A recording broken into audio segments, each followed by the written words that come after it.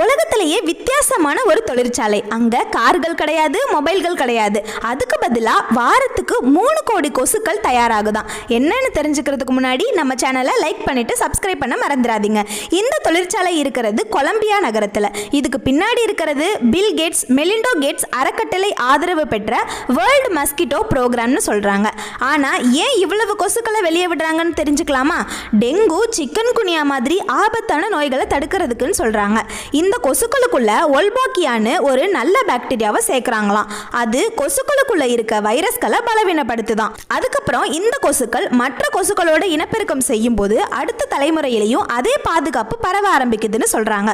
முக்கியமா இதுல மரபணு மாற்றமோ விஷ ரசாயனங்களோ எதுவுமே கிடையாதான். அதிர்ச்சியா இருக்கலாம், ஆனா இந்த திட்டத்துக்கு பின்னாடி கொசு நோய்களால மருத்துவமனைக்கு வர்றவங்களோட எண்ணிக்கை குறைஞ்சிருக்குன்னு தகவல் சொல்லுதான்.